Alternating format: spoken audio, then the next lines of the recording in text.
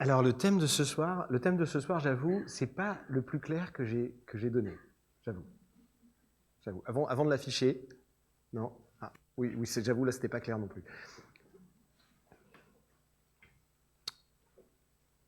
Cette semaine, vous avez, comme moi, si vous avez allumé la télé, écouté la radio, lu la presse, cette semaine, on a commémoré les 10 ans des attentats du 13 novembre. Et en préparant ce message, je me suis rappelé qu'il y a 10 ans, en novembre 2015, en fait, je me tenais ici et je devais apporter le message. C'était juste après les attentats, et après la sidération, forcément, il y a le moment où on regarde son agenda et on voit qu'on doit apporter un message à l'Église dans cette période-là. Et là, je me suis posé la question de qu'est-ce que j'allais bien pouvoir dire. Et je me souviens qu'à l'époque, le Seigneur, en fait, avait travaillé mon cœur sur vraiment le fait de dire que, il était la lumière du monde. Il était cette lumière qui brille, qui nous réchauffe, qui nous trouve, peu importe où nous sommes, peu importe où on peut aller se cacher, il nous trouve. Et cette lumière, c'est la bonté de Dieu. Dieu est bon et c'est sa nature. Et il ne sait en être autrement. Et c'est toujours vrai aujourd'hui. Amen. Amen.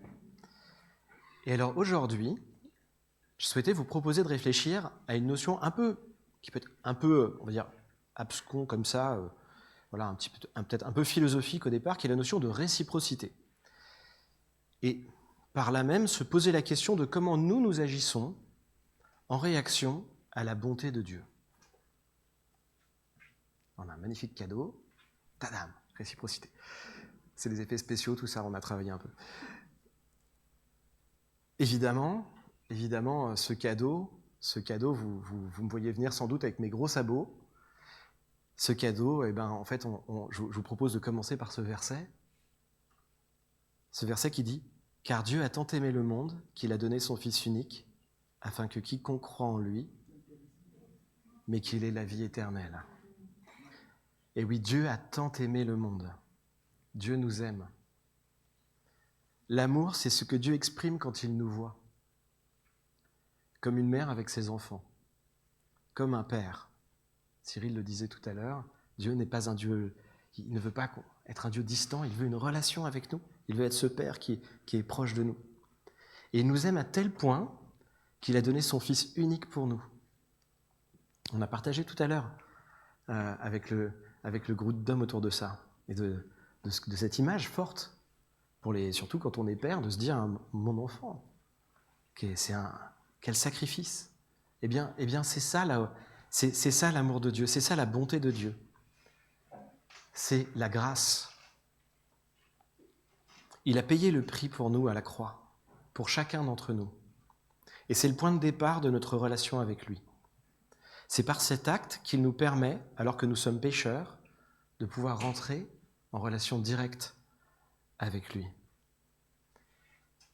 Et est-ce qu'on a les moyens de rendre à Dieu ce qu'il nous a donné ? Alors nous pouvons faire des choses pour Dieu, mais nos actions semblent bien maigres par rapport à cet acte initial. Et c'est mon premier point. Il me semble qu'il est impossible de rendre à Dieu ce qu'il nous a donné.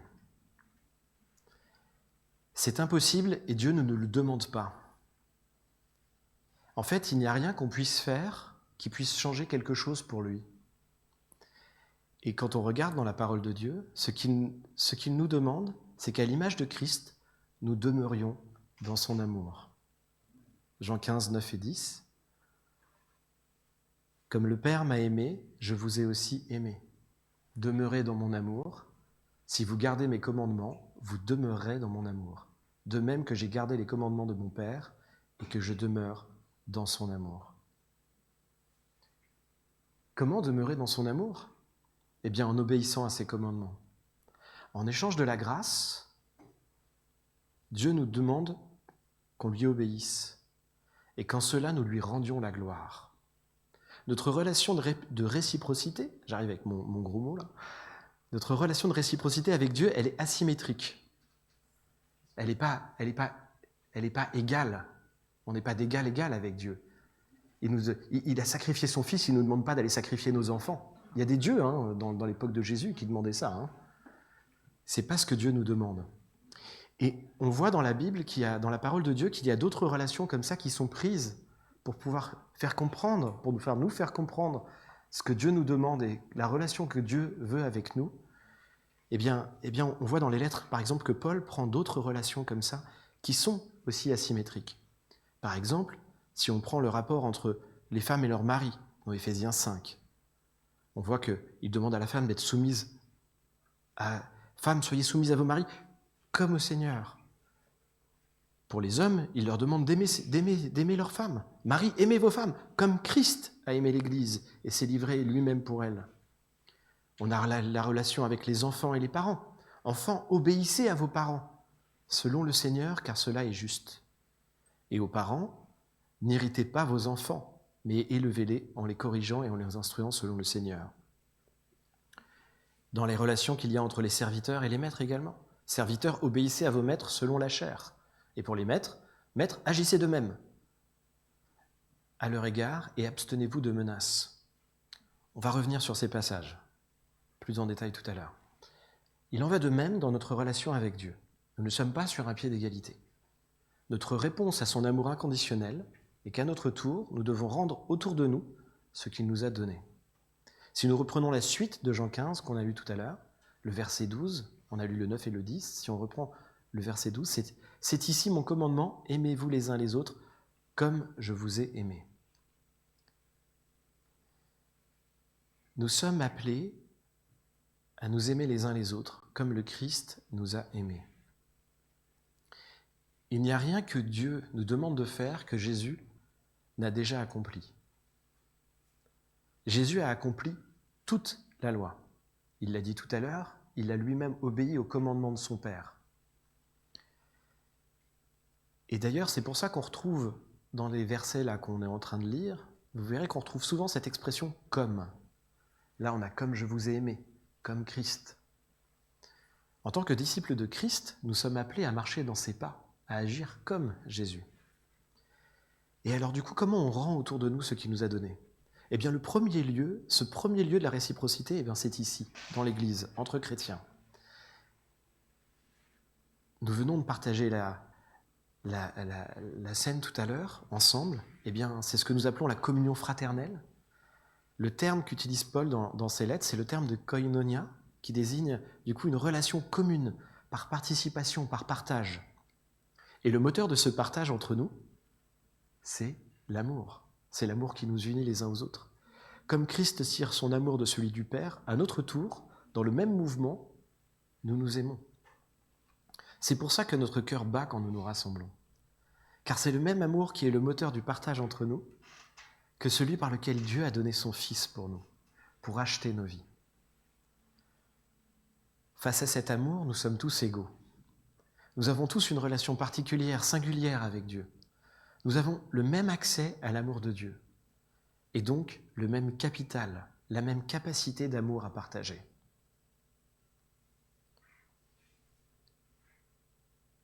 Nous sommes des réceptacles de l'amour de Dieu. Et quand notre réservoir est rempli, alors il nous donne cette capacité de donner aux autres, de s'écouter, de se pardonner, de s'aimer, de se regarder comme Christ nous regarde.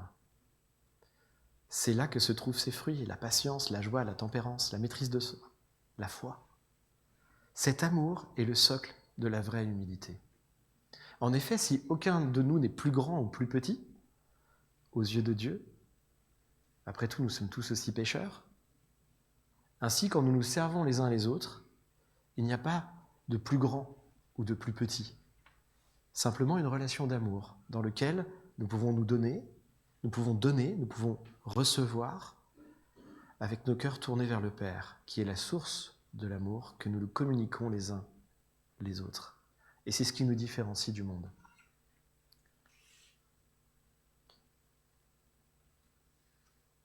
Justement, parlons du monde. Comment le monde, lui, voit cette réciprocité ? Dans le monde, quand on donne, c'est pour recevoir. On s'attend à une rétribution. Et même notre chair nous entraîne là-dedans. Naturellement, si vous laissez passer quelqu'un devant vous, vous allez vous attendre à ce qu'il soit reconnaissant. Ou peut-être qu'à son tour, il vous laisse passer. Dans le monde, le principe de réciprocité implique un engagement mutuel, un lien invisible qui attache celui qui a donné à celui qui reçoit. Et ce n'est pas comme ça que nous sommes appelés à servir, donner ou recevoir. Là encore, regardons à Christ, comment il a répondu à ces injonctions du monde. On va aller dans Matthieu 5. Vous avez appris qu'il a été dit « œil pour œil et dent pour dent ». Mais moi, je vous dis de ne pas résister aux méchants. Si quelqu'un te frappe sur la joue droite, présente-lui l'autre. Si quelqu'un veut plaider contre toi et prend ta tunique, laisse-lui encore ton manteau. Si quelqu'un te force à faire 1000, fais-en 2 avec lui. Donne à celui qui te demande et ne te détourne pas de celui qui veut emprunter de toi. Vous avez appris qu'il a été dit « Tu aimeras ton prochain et tu haïras ton ennemi ». Mais moi je vous dis « Aimez vos ennemis, bénissez ceux qui vous maudissent, faites du bien à ceux qui vous haïssent et priez pour ceux qui vous maltraitent et qui vous persécutent, afin que vous soyez fils de votre Père qui est dans les cieux. Car il fait lever son soleil sur les méchants et sur les bons, et il fait pleuvoir sur les justes et sur les injustes. » Amen. Amen. Dans ce passage, pourquoi Jésus nous demande de présenter l'autre joue ? De donner sa tunique, même son manteau, d'aimer nos ennemis. Au verset 45, il est dit « Afin que vous soyez fils de votre Père ». Ces comportements sont tellement à l'opposé de la chair, de ce que le monde fait, que par eux, le monde verra le Père. Encore une fois, le moteur de ces réactions doit être l'amour de Dieu que Dieu nous porte, et non pas nos forces, notre intellect ou notre sagesse. En cela, nous sommes en décalage avec les comportements normalement attendus par le monde. Et cela peut être difficile parfois. Après tout, c'est toujours plus simple de se conformer. Mais Dieu nous a équipés pour ça. Et nous avons des ressources dans la prière, la parole de Dieu et la communion fraternelle pour nous aider à assumer ce positionnement. Rester dans la manière dont Dieu nous appelle à vivre et résister aux injonctions du monde. C'est une grande force. C'est une des libertés que nous apporte la foi chrétienne. Il ne faut pas croire les mensonges du monde là-dessus. C'est une liberté. Faire la volonté de Dieu, c'est une liberté. Et c'est important que nous la fassions découvrir au monde. Pour être plus concret, parce que j'ai bien le sentiment que là je suis peut-être un peu trop théorique, je vous propose de reprendre nos exemples de relations asymétriques qu'on a vus tout à l'heure. Si on prend le premier exemple, entre la femme et son mari, que dit le monde ? Il dit qu'ils sont égaux, hein, quand on va à la mairie et qu'on se marie à la mairie, voilà, vous êtes égaux, et qu'on se doit un engagement réciproque. Je pense que jusque-là, tout va bien. On est d'accord ? Ok. Le vrai sujet, c'est peut-être quand tout va pas bien. Hein ? Quand il y a des moments de friction, des disputes, quand l'autre vous agace. Bon, évidemment, je parle encore en théorie, hein, ça n'arrive jamais. Si ces personnes n'ont pas Dieu dans leur vie, eh bien finalement, leur réaction, de quoi elle va dépendre ? Elle va dépendre de leur éducation, de leur capacité à gérer le stress, du modèle qu'elles ont eu avec leurs parents, de leur capacité à se remettre en question. Il faut se remettre en question des fois dans les couples, il paraît. Ouais, oui, je crois, hein, quand même un peu. Mais si Dieu est au centre du couple, que dit la Bible ? La Bible, elle dit « L'homme et la femme ne feront plus qu'un ». Éphésiens 5, 31.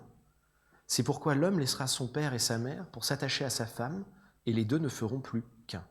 Non, tu l'avais, il était là, non ? Ah, il est là, oui, c'est ça. Merci.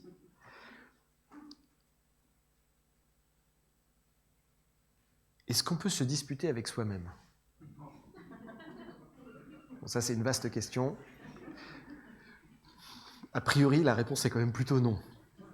Et donc, si l'amour de Dieu est le moteur de notre attitude, si au lieu de se dire « je le fais pour l'autre », eh ben, nous disons « je le fais pour Dieu », et non pas par mes forces, mais par Dieu, alors tout change. Essayez si vous n'avez jamais tenté. Moi, d'ailleurs, je peux vous dire quelque chose, c'est que je ne peux plus m'énerver pour les tasses de café qui traînent. D'ailleurs, c'est ma blague, ma femme peut en témoigner, c'est de dire que ce sont les miennes. Ceux qui me connaissent savent que je ne bois même pas de café. Et du coup, je les ramasse et je les mets au lave-vaisselle, parce qu'après tout, si nous ne sommes qu'un, bah, c'est une réalité, quoi. C'est mes tasses de café qui traînent. Il faut avouer les péchés aux autres, voilà, devant les autres. Priez pour moi. Parlons des enfants et des parents. Ça tombe bien, on a fait monter les enfants. Faisons l'inverse. Regardons d'abord ce que dit la Bible. La Bible dit « Enfants, obéissez à vos parents. Selon le Seigneur. » Attention, on lire la suite. « Selon le Seigneur, car cela est juste. » Malheureusement, il va falloir retenir jusqu'au bout le verset. Alors, on ne peut pas s'arrêter au début. Pour les parents, bon, on verra qu'il s'adresse qu'aux pères. On doit montrer l'exemple, messieurs. « Et vous, pères, n'irritez pas vos enfants, mais élevez-les en les corrigeant et en les instruisant selon le Seigneur. » Hein? J'ai dit les mères? Il a dit les pères. Les pères, c'est les pères qui ne doivent pas irriter les enfants. Mais comme on n'est qu'une seule chair, tu comprends? Enfin, tu vois, on a ce truc quand même, tu vois. Voilà, c'est. Tu peux pas t'en tirer comme ça. Il va falloir que tu assumes aussi là. Voilà. Désolé. J'essaye d'appliquer le truc. Hein, c'est pas moi qui le dis, c'est la parole de Dieu. Je pense que pour le début, le monde sera d'accord avec nous. Hein, parce qu'on est, je pense, tous d'accord hein, que quand le monde va dire oui, les enfants, il faut qu'ils obéissent à leurs parents, puis les parents, il ne faut pas qu'ils irritent leurs enfants. Ça, je pense que jusque-là, tout va bien. Mais quand on va parler de correction, en les corrigeant et en les instruisant selon le Seigneur, c'est plus compliqué, les maîtresses, c'est plus compliqué. Hein. Voilà, on ne va pas rentrer là-dedans, mais c'est plus compliqué. Surtout dans nos sociétés occidentales, là, corriger, c'est pas vraiment à la mode du vocabulaire pédagogique. Mais attention, là encore, quel doit être le moteur de la correction? Le Seigneur. Il y a bien écrit « selon le Seigneur ». Et dans d'autres versions, il est écrit « c'est d'une manière conforme à la volonté du Seigneur ». Amen. Et qu'en tant que parents, la Bible ne dit pas d'élever nos enfants à faire notre volonté. Je suis désolé, c'est pas écrit, c'est pas ça qui est écrit. Mais à faire celle du Seigneur. Et les enfants, pourquoi ils doivent obéir à leurs parents? Parce qu'ils ont raison? Mais non, c'est parce que cela est juste et parce que c'est selon le Seigneur. Et oui, le moteur, ça reste toujours celui-là. Et c'est ce qui doit animer chacune des parties dans cette relation. C'est pas un lien invisible de redevabilité. Souvent, on a cet argument, ce mauvais argument, hein. Enfin, en tout cas, moi, je l'ai avec mes enfants. Tu pourrais au moins faire ça, hein, parce que moi, tout ce que je fais pour toi, tu pourrais au moins faire ça. Hein, ce petit truc-là. Hein. Mais en fait, c'est pas ce que nous dit la Bible. C'est tu pourrais faire ça pour le Seigneur. Amen. Alors, c'est pour ça qu'il faut qu'on prie avec nos enfants. Il faut qu'ils comprennent qui est Dieu, pour qu'ils comprennent voilà, notre situation devant Dieu avec eux. Voilà. Et donc oui, ce qui doit nous animer, c'est donc pas ce lien invisible de redevabilité, mais bien la justice et la volonté de Dieu. Et donc si on prend la troisième relation, celle de serviteur et maître, alors on peut la transposer à notre époque, hein, on peut parler de salarié-employeur, hein, ça marche toujours, je pense. En fait, dans le monde, c'est forcément une relation plutôt contractuelle, transactionnelle. On est sur quelque chose, un salarié travaille pour un salaire.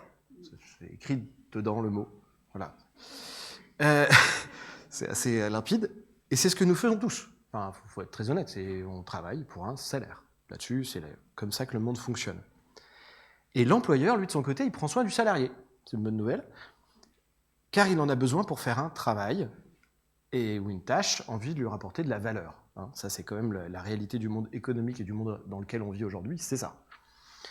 Mais que nous dit la parole? La parole, elle nous dit « Serviteurs, obéissez à vos maîtres selon la chair, avec crainte et tremblement, dans la simplicité de votre cœur, comme Christ, comme à Christ. » Qu'est-ce qu'il dit aux maîtres?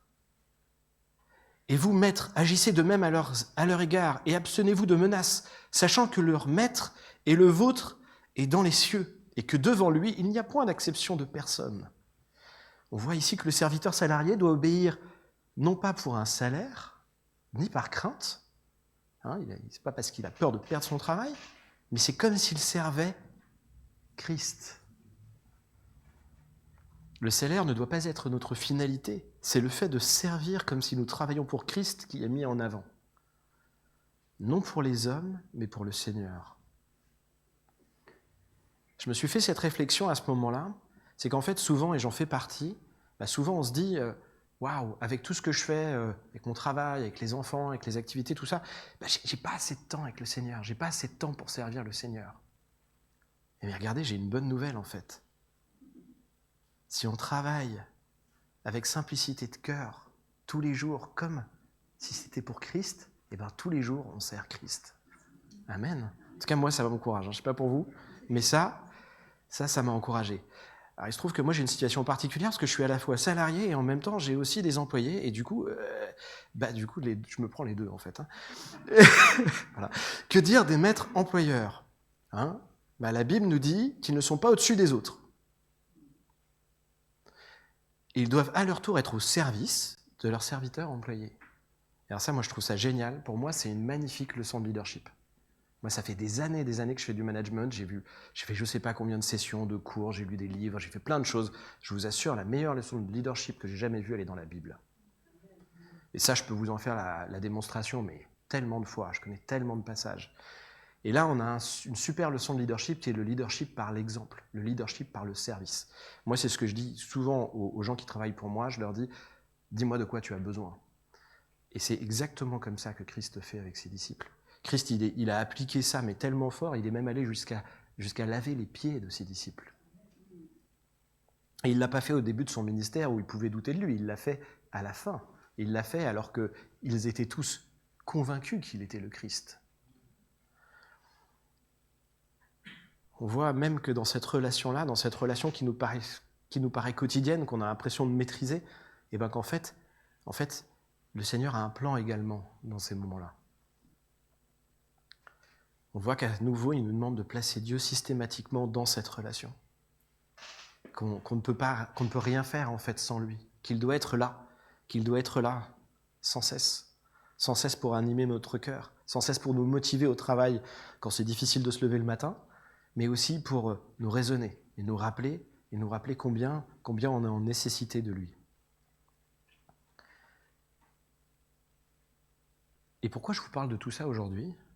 Je vous parle de tout ça aujourd'hui parce que quand le Seigneur m'a mis sur le cœur ce thème, plus je travaillais ce thème, et plus j'ai eu la conviction qu'en fait, ça faisait partie du message principal qu'on devait apporter, de notre responsabilité en tant qu'Église, de porter ce message, de venir casser en fait cette manière qu'a le monde de fonctionner. Notre frère Epiphanio, il y a quelques mois, années, nous parlait de l'économie de Dieu par rapport à l'économie du monde. En tant que spécialiste là-dedans, il pouvait être tout à fait crédible pour parler des deux. Et c'est toujours vrai aujourd'hui. La manière dont le Seigneur vient transformer nos vies, la manière dont il veut que nous fonctionnons, est tellement, tellement différente de la manière dont le monde veut que nous fonctionnons, de la manière dont le monde veut que nous animions nos relations, qu'il est nécessaire qu'on se rappelle ça, qu'il est nécessaire qu'on revienne à ce qui nous met en marche. Pouvoir mettre Dieu au centre de nos échanges réciproques, c'est à la fois une grâce, une nécessité, une bénédiction, et c'est aussi un devoir. Et le monde a besoin de l'Église pour le découvrir. C'est une grâce, car nous ne sommes plus attachés par un lien invisible, nous disant que j'ai fait ça pour toi, donc tu me dois maintenant quelque chose. Par Christ, nous sommes libérés des, entre guillemets, vérités du monde. Ce qui est, entre guillemets, vrai dans le monde ne l'est plus dans notre nouvelle nature en Christ. Le monde dit tu es né pauvre, riche. Jésus nous apprend que nous sommes tous pécheurs, égaux devant Dieu. Le monde dit que tu es irrécupérable. Jésus nous apprend que la parole nous dit que personne n'est trop loin pour être touché par l'amour de Dieu. Romains 8, versets 38 à 39. Oui, j'en ai l'absolue certitude. Ni la mort, ni la vie, ni les anges, ni les dominations, ni le présent, ni l'avenir, ni les puissances, ni ce qui est en haut, ni ce qui est en bas, ni aucune créature, rien ne pourra nous arracher à l'amour que Dieu nous a témoigné en Jésus-Christ, notre Seigneur. Rien. Ce verset, il est important parce que un peu plus tôt, je vous parlais de cet amour que Dieu avait mis dans notre cœur, cet amour qui nous permet de, quand il déborde, eh bien, de pouvoir donner aux autres, de pouvoir voir comme Christ regarde, de pouvoir arrêter de fonctionner comme le monde fonctionne et de se mettre en mouvement pour pouvoir témoigner de l'amour de Dieu. L'ennemi aime souvent venir nous dire qu'on n'a plus accès à cet amour. L'ennemi aime souvent nous dire « Regarde, tu es vide, tu es sec », venir attaquer comme ça. Accrochez-vous à la parole de Dieu.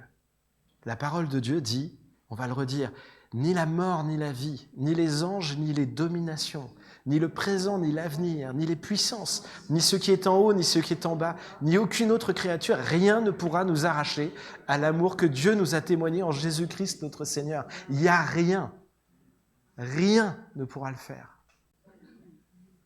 Et c'est une absolue certitude. C'est une grâce. On est toujours connecté au Père. Le Père est toujours là. Même quand tu as l'impression que tu ne le sens pas, même quand tu as l'impression que c'est difficile, le Seigneur est là avec toi. Et quand tu as l'impression que tu ne vas pas pouvoir aimer ton prochain, que tu ne vas pas pouvoir pardonner, que tu ne vas pas pouvoir faire le geste de plus, prie. Le Seigneur est là. Il va te permettre de le faire. Il ne te demande pas de le faire toi. Il te demande de lui laisser le faire à travers toi, malgré toi. Et c'est un devoir, les amis. Si l'Église ne porte pas ce message, si nous restons simplement entre nous à le garder pour nous, à se dire « ouais, on est bien, hein, on est aimé de Dieu, on se reconnaît entre chrétiens, c'est sympa. » C'est vrai, quand on fait des rassemblements, c'est toujours chouette d'être entre chrétiens, on est bien. Comment le monde va découvrir ça ?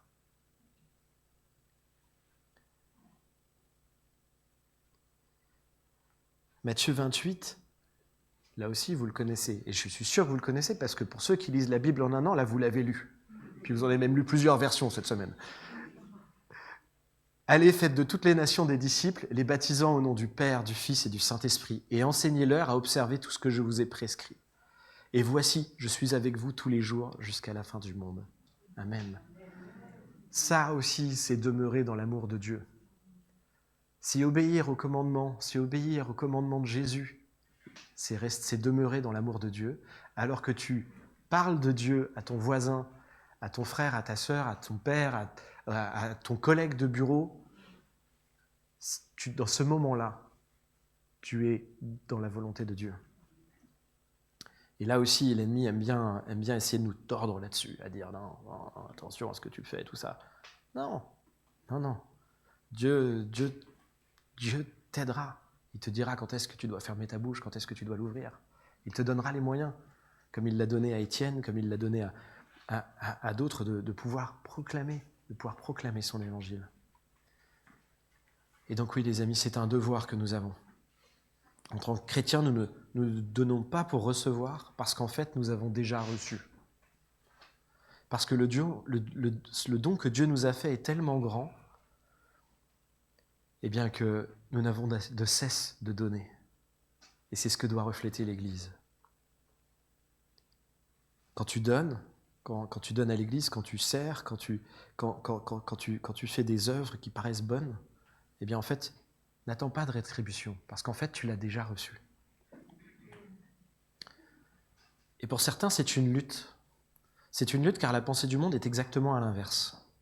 On nous enseigne que les bonnes actions amènent des bonnes actions et que des mauvaises actions amènent des mauvaises actions.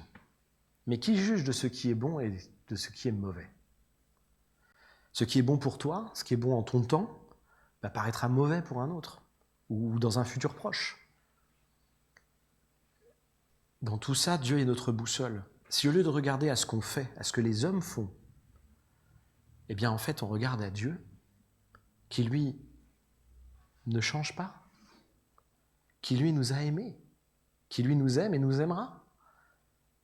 Si on regarde au juste juge, dont le jugement ne varie pas, alors là, on est au bon endroit. Là, on peut se positionner. là, on peut demeurer dans son amour. Son Église doit porter ce message. Alors oui, l'Église a une histoire, elle est imparfaite. Nous commettons des erreurs. En cela, aussi nous témoignons que Dieu, malgré nous, peut et veut agir. Je propose de reprendre ce verset de Jean 3 et d'en rajouter un. « Car Dieu a tant aimé le monde qu'il a donné son Fils unique, afin que quiconque croit en lui ne périsse point, mais qu'il ait la vie éternelle. Dieu, en effet, n'a pas envoyé son Fils dans le monde pour qu'il juge le monde, mais pour que le monde soit sauvé par lui. » Ce don d'amour merveilleux que Dieu a fait en donnant son Fils, l'objet de ce don merveilleux est que le monde soit sauvé par lui. Qu'est-ce qui nous donne le droit de juger le monde ? On pourra juger le monde un jour. Aujourd'hui, soumettons-nous au juge, à celui qui juge le monde. En conclusion, il est impossible de rendre à Dieu ce qu'il nous a donné. En retour, Dieu nous demande de donner aux autres comme il nous a donné, d'aimer comme il nous a aimés, de pardonner comme il nous a pardonné, d'être parfait comme lui. Matthieu 5, 48. Soyez donc parfaits comme votre Père céleste est parfait. Est-ce qu'il est possible à l'homme d'être parfait ?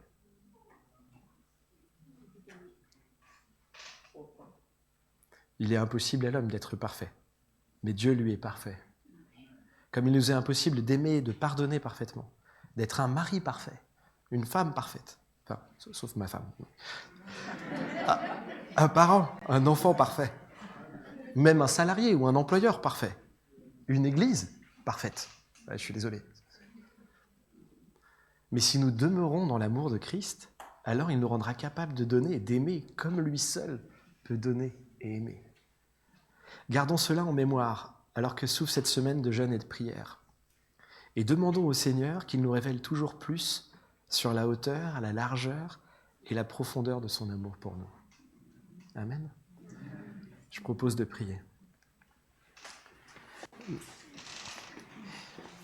Dans tout ce que je viens de partager, dans ce moment de prière, s'il y a des choses qui pour vous sont difficiles, que ce soit d'aimer, que ce soit de pardonner, que ce soit même la compréhension de ce que je viens de dire, que ce soit de croire qu'on est toujours rempli de l'amour de Christ, tout ce que je viens de partager, qui sont des vérités qui viennent de la parole de Dieu. Eh bien, je vous en prie, alors qu'on est dans ce temps de prière, demandez au Seigneur. Demandez, vous recevrez. N'ayez pas peur de demander au Seigneur. Il est là, il est au milieu de nous alors qu'on prie. Seigneur, merci Père éternel. Merci Père éternel, glorifie-toi en nous. Merci Père éternel parce que tu nous as aimés le premier. Merci Père éternel parce que, il n'y a rien qu'on puisse faire, qu'on puisse dire pour te rendre cet amour, Seigneur. Tout ce que tu nous demandes, Seigneur, c'est de te louer et de t'adorer, Seigneur. Aussi, Père éternel, viens travailler nos cœurs. Donne-nous, Seigneur, d'augmenter, Seigneur, la part d'adorateurs qu'il y a dans nos cœurs, Seigneur. Viens élargir nos cœurs d'un amour si grand. Père éternel, merci, Père éternel, Seigneur, parce qu'il n'y a que toi qui peux faire cet acte de transformation de nos cœurs. Merci Seigneur, vraiment, je te prie Seigneur, vraiment de venir nous révéler Seigneur, la hauteur, la largeur, la profondeur de ton amour pour nous Seigneur. Viens Père éternel nous transformer par ça Seigneur. Viens Père éternel Seigneur, nous transformer et transformer Seigneur toutes nos relations Seigneur par cette vérité profonde Seigneur. Par cette vérité Seigneur que tu es au centre de nos relations Seigneur. Ton amour Seigneur doit être le moteur Seigneur de chacun de nos actes, de chacun Seigneur, de chacune de nos paroles, de chacune de nos décisions, Seigneur. Merci, Père éternel, Seigneur, parce que tu es Dieu, Seigneur, et tu es infiniment plus sage que nous, Seigneur. Merci, Père éternel, parce que tu es Dieu, Seigneur, et ta volonté est parfaite. Glorifie-toi dans nos vies, Seigneur. Glorifie-toi, dans le nom puissant de ton Fils Jésus. Amen.